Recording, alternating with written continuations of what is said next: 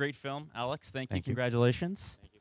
There's a debate going on right now, and the future of transportation seems to get caught up a lot in this fixation on whether or not this is going to happen and when it's going to happen. Particularly out in Silicon Valley, there's a lot of talk about what is the timeline on this. You kind of put aside those questions, and you seem to focus more on how this is going to happen and who it's going to affect. Tell me about that decision.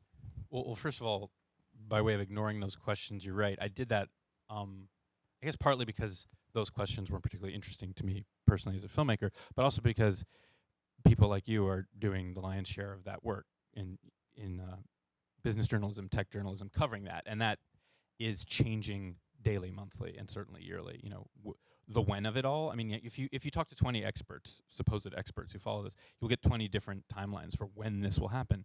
So at least 19 of those are going to be wrong. So why enshrine them in a documentary film that I want to be a sort of time capsule? And yet you did include the debate in the film, Yeah, and we do yeah. hear voices of people. One is sitting right next to you, of people who are anxious, and some of them who are fearful, including your executive producer of the film, Malcolm Gladwell, whose heart is going to be broken by this. It may be. Yeah, you can tell that he wears his car guy bias on his sleeve, and that was interesting. That was news to me. I mean, Malcolm's reputation precedes him.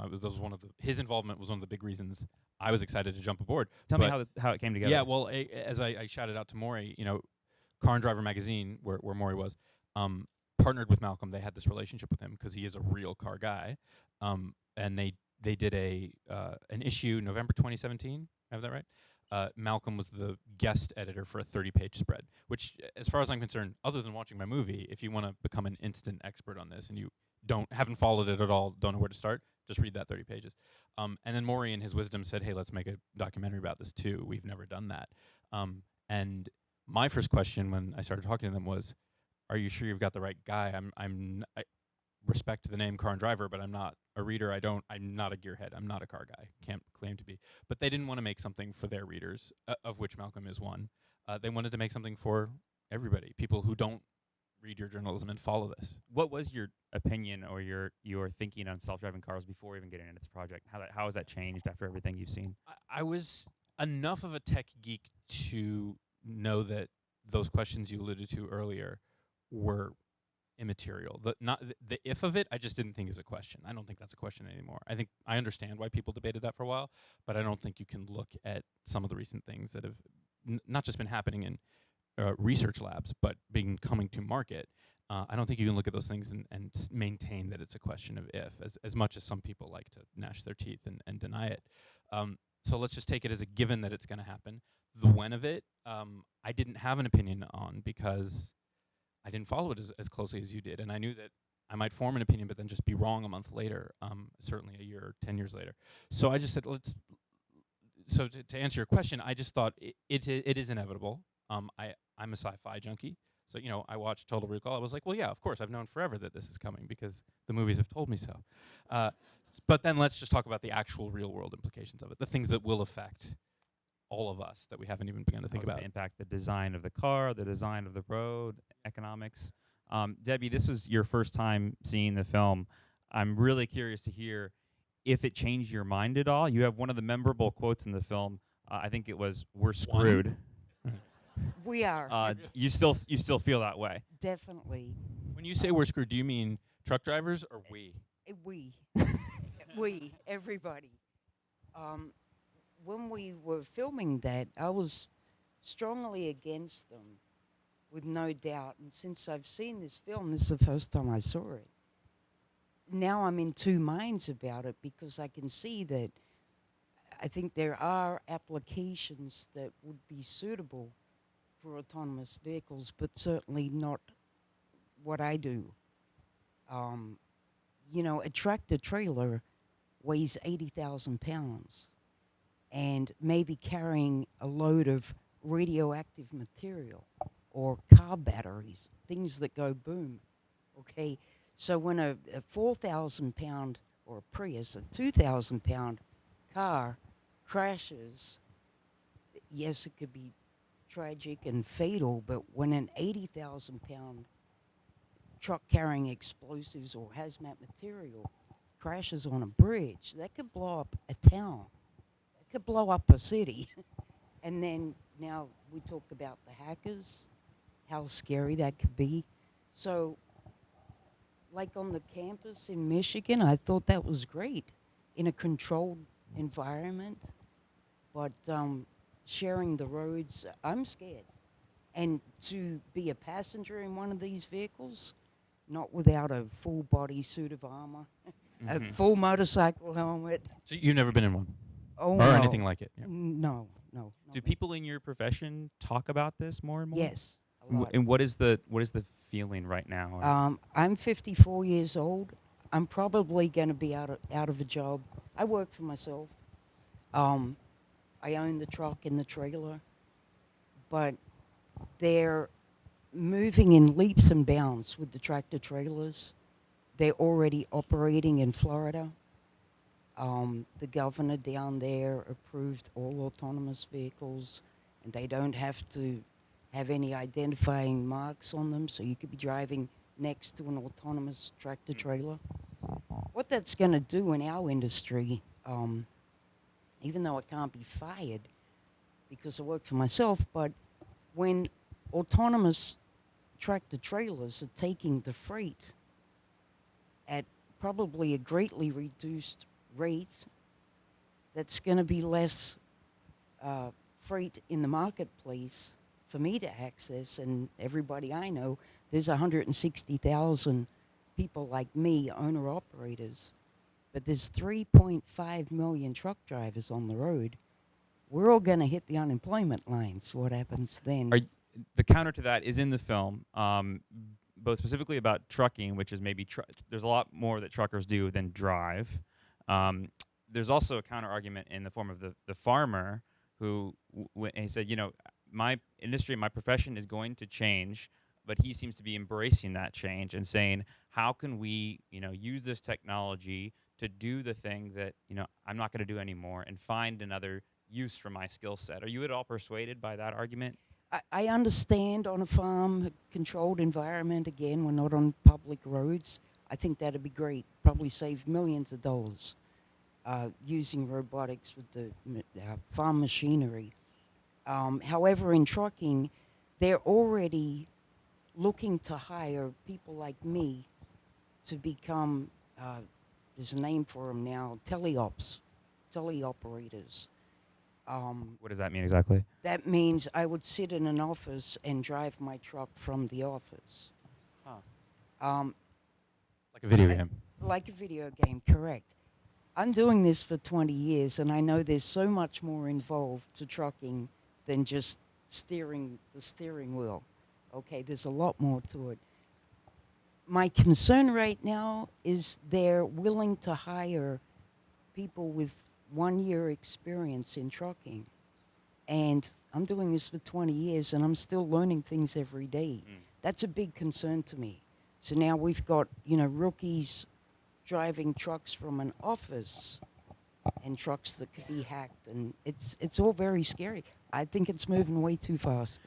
You're not the only person. And Alex, we're in D.C., and one of the themes or the topics you hit on is regulation. And essentially where we're at right now is there is no regulation, that it's a Wild West. Does that surprise you? I think the average person would be surprised by the idea that there is no law right now. There are very few laws around self-driving cars on the road.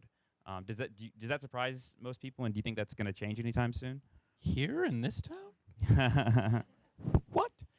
No, that doesn't surprise me. I think it's probably a shock to no one that the United States is, at least on paper, far behind, not all, but much of the developed world on this topic. Summarily, we could say there's not much of anything from the federal level. There are exceptions to that, and some people would take exception. Yes, true, some announcements have been made, but there's not really much on the books. There are, as they said, they're guidelines, not rules. I didn't want to spend too much time on regulation because I think a year from now that might be obsolete. So I just kind of wanted to, like I said, time capsule. Here's where the conversation was right now.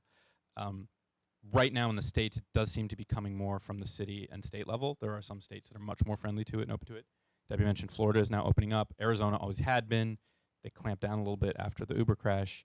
Opened up a little bit again. Michigan's pretty good on it, but they're popping up here and there randomly. And before any of that is likely to change, here's my cynicism about legislation getting passed proactively. I think people have to care. I found it very hard to find any federal regulators at all to talk about this.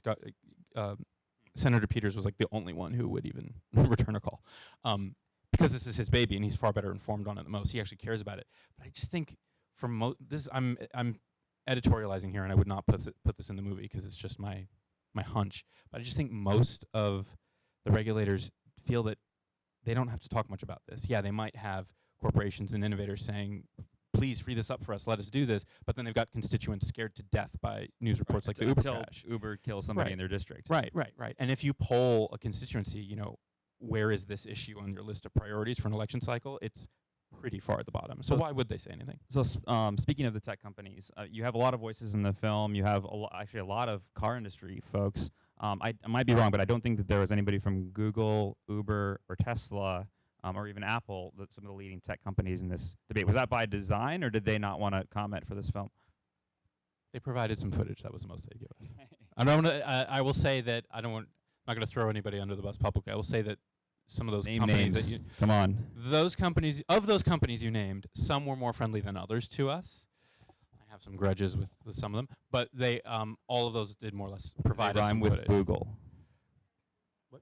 Never mind. But they did in some fashion or other give us footage and say, here's this. But yeah, they a lot of them. I find this too. The Detroit companies would talk to us. I'm surprised by that. I would think that the tech companies have the most stake in this narrative, right? And they've actually been very aggressive about trying to control this narrative. Yeah, but that's it exactly. They control it on their terms. They put out their own way. They didn't want you to control. They're used to the startup mentality of like, we're here to save the world. This is me editorializing. We're here to save the world and do this thing and make it better. If people don't get that, they can just look at our videos that we put on the web. And they will do interviews now and then, but they don't talk to the press nearly as often. I mean, correct me if I'm wrong, Maureen, nearly as often as the Detroit companies do, who are they've been here for a century. They're used to that kind of rapport with the public, and I think the Silicon Valley mentality is not used to that.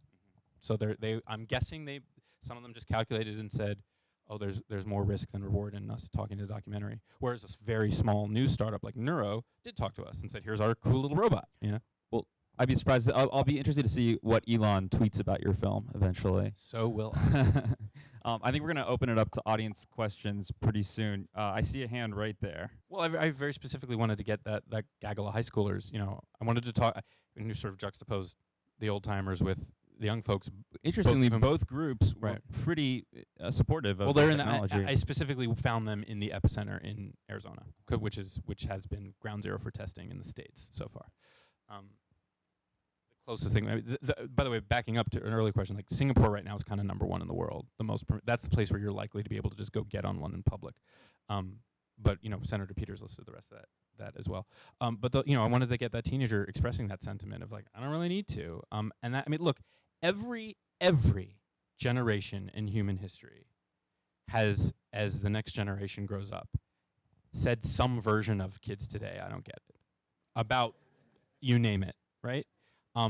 So this may just be like the current form of one current form of that. You mentioned they want driving to be something you do as little as possible. Just as a little thing to put in your brains, right now most cars that we own are used less than 10% of the time.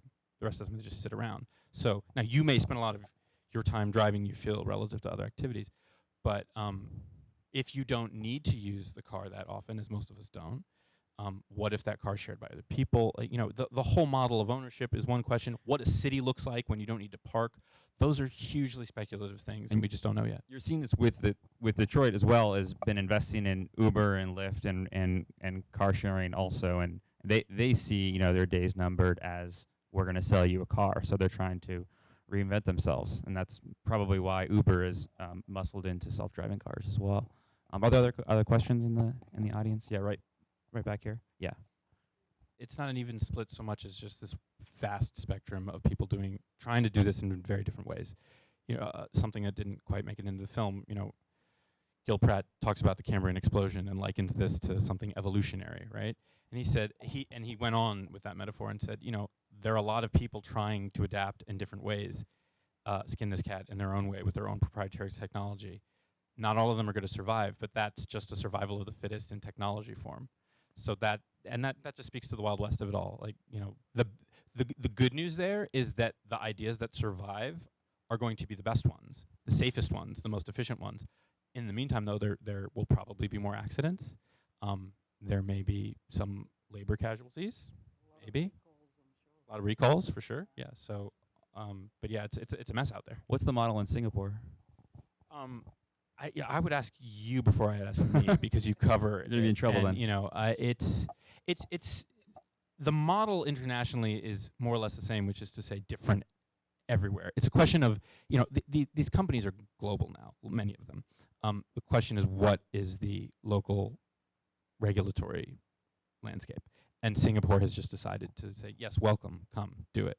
So some of those are startups that work with a municipality to create a shuttle bus. Some of those are just car companies saying, here, buy our cars. But I still, unless I'm wrong, I still don't think there's anywhere in the world where you can just get like a level 4 car, or a car where you just like lean back and let it do everything for you and just go. Although there's some people who have been caught falling asleep behind the wheel of a Tesla, that's not how the model's supposed to work yet. You told me the other day you left a lot of stuff on the cutting room floor. What's the best thing that you left on the floor that you didn't make it in the film? A lot of just like deep nerd details. Malcolm going on about something I thought was very interesting, but I just like I had to keep moving. Sidebar before I answer that, you know, this movie is, I think, pretty densely packed with lots of different ideas. I tried to come at the problem from lots of different angles. You know, I thought there's a version of this movie where we could just follow a group of programmers or an engineer trying to get a thing to market, and it, you know, we'd have our hero's journey, and that, to be sure, that would be a dramatically satisfying documentary.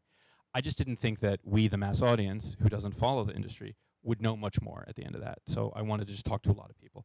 One person I talked to that is not in the film, and this is the answer to your question, gave me something that I loved, which is how this technology could be a real socio-democratic equalizer. Malcolm alludes to that with the public transportation idea, but this person went further, because this person was a big executive at a car company. It was global, had done a lot of work in developing worlds, and said, you know, in a developing world, if you can't drive to school and it's too far away, you don't go to school. If your work is far away and you can't access it, you know, this can solve that problem. This can open up the undeveloped world and completely democratize societies that don't have access to transportation. And the educational idea of it alone was just something nobody else said. The problem is the person who said that was Carlos Ghosn. Anybody? I've interviewed presidents. I've never had to deal with the security I dealt with Carlos Ghosn, CEO of Nissan, Mitsubishi, Renault, the biggest car company in the world, and something of a mythic figure in Japan. And as we were finishing the film, he was arrested for years of stealing and smuggling away money, and just, you know, the worst white collar, crass kind of stuff. I think you made a good choice leaving him out. And like the thought was still sound, but I was like, I don't want this white collar criminal talking about educating poor people. Well, it didn't feel right. I mean, I do think that's a compelling vision. I also think it's kind of hard to see that being a reality, at least in the near term, where Tesla and Google and Apple and these companies that have the most economic stake in selling this stuff to the mass market are, you know, leading the wave on this. I mean, you don't see Tesla focusing on how do we build a self-driving car for the developing world. Not yet. I wouldn't be surprised if, you know, Elon comes out and unveils some program. They kind of march to their own tune, though. They're difficult to predict, and obviously people have lots of very different opinions about Elon Musk. I will offer none of them right now. But yeah, they're doing their own thing. But also remember, his stated mission was more about electrification than automation, which is different. Some people have said, why don't you talk about electric cars? I'm like, well, there's an overlap to be sure in the future, but that's a different technology we're talking about. Electrification, flying cars, those are other documentaries, and there are other documentaries about that. Automation's different, and that kind of came second for Tesla. There are other companies that have said automation's the way of the future. Who are the leaders? You know, Nissan has said has been following a lot. Audi has sort of waffled, but at times has been going real forward on it. Ford just opened up a giant new AV plant, I think, a lab in Detroit. But others like Porsche has said, you know, our clients don't want that. We will not be pursuing, from our cold dead hands will you take our hot rods or our gorgeous, and they are gorgeous, amazing vehicles. But there's some companies that just said absolutely not. We won't pursue it. Are there any other questions? Way in the back there, yeah. I love driving. That's why I do it. If I'm not at the wheel, what am I going to do? Read a magazine? I drive 600 miles a day, coast to coast. Been doing it for a long time. I do it because I love it. And, not everybody does, and that's understandable. But I've always said to myself, when it starts to feel like a job, I'm done. I'm getting out of the truck. But I just think it's far too dangerous to even be thinking about this for tractor trailers right now. But they are. They're doing them. They're up and running. They're delivering beer in Colorado. They've made several 200-mile runs. So, okay, if the truck crashes with the beer, that's okay. Could be deadly still. It's 80,000 pounds is 80,000 pounds. But my concern is the cargo that we carry, which is not worth more than human life, but it can destroy a lot more, can cause a lot more fatalities than, say, a Prius. I think there is a lot of trust and assumption being placed in the idea of these companies say it's safer, so it's safer, and these companies say that it's safer than a human driver. But I thought one of the compelling counter arguments to that was when you said, "Look, I do things that are illegal sometimes," and in a situation where a car cuts in front of me, and that point wasn't really rebutted in the film. I'd be interested to hear if a technologist thinks that if a car cuts you off, is a computer going to be able to take the somewhat illogical step of breaking the law in order to save a life? Right. So much of trucking is just judgment calls, and it's not always legal, but sometimes you can't make a turn. But that's where the shipper or the receiver is, down that laneway. So to make the turn, I have to go on the far side of the wrong side of the road, right to the sidewalk to be able to make that turn. What's a computer going to do? Is it going to know to... and that's not legal, but it's the only way to get to the shipper. But another thing that occurred to me is, I know these autonomous vehicles, they run on cameras and sensors and several camera lenses, okay? Driving 600 miles a day coast to coast in the spring and the summer, I'm washing my windshield 4, 5, 6 times a day. And, I might run through a plague of bees. You need a jackhammer to get that off the windshield. Google actually patented A jackhammer? no, a jackhammer. Jackhammer that you smash it. Yeah. No, they registered a patent for. They haven't made it yet, but they registered a patent for a little wiper blade for your cameras. But you're right to bring that up. It's adorable, but will it work? There's also. I love this. There was no spot for it in the film, but there's a video performance artist who did this thing where he painted a circle in a white line on asphalt, and he trapped an autonomous car. And, made a movie where it doesn't know where to go, which is adorable. But the real world implications of that, we can use our imagination. And since you brought up that unrebutted point that Debbie makes, because she's here, I want to say, Debbie was one of my favorite voices to use a sort of ultimate point that isn't rebutted because we don't have the answer yet. That was one thing. The other thing is, there is a rebuttal to Debbie's fear that her job and others will become obsolete, as you pointed out, and that is in the film.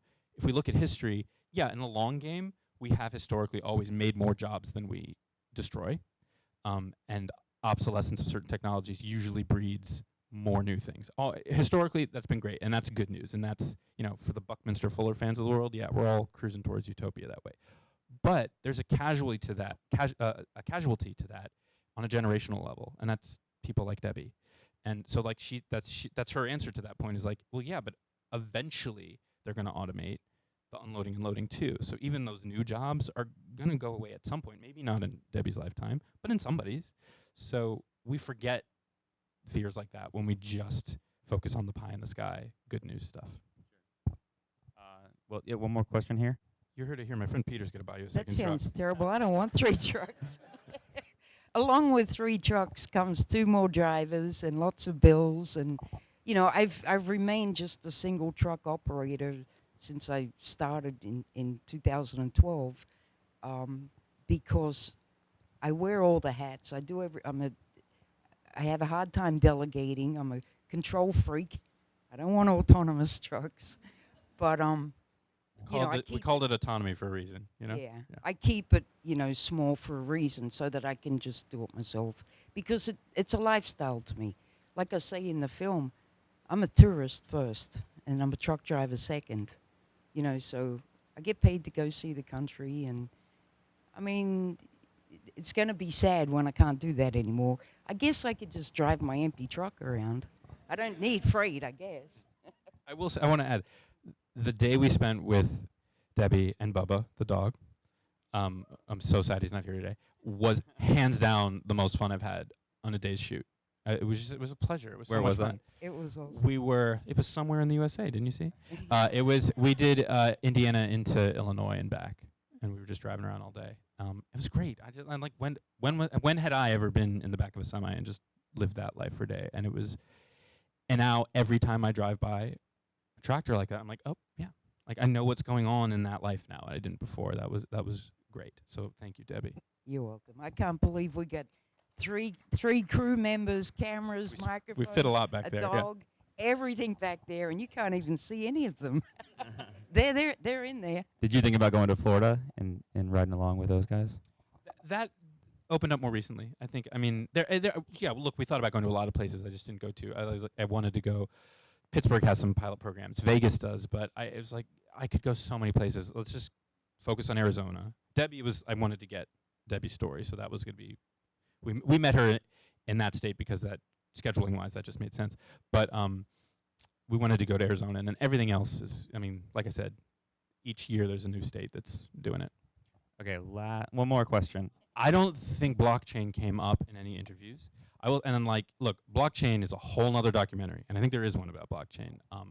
That's a huge sticky wicket. I don't know. I think right now these companies are, they have lawyers saying don't kill any more people because that's been really bad press for our industry. And the industry has, it's still moving on apace, but the gears have sort of slowed a little bit every time there is another bit of bad press. So right now, I think that's probably what they're more scared about. It's winning over hearts and minds of everyone here who is scared of this, who's just like, I don't know about that. I don't ever want to get in one. All that. They're much more worried about that than blockchain right now. But that's gonna be a huge whole nother thing. Well, congrats on a great Thank you. film, and thank you, Debbie, for joining us. Thanks, Alex. You're welcome. Okay. Honor to be here.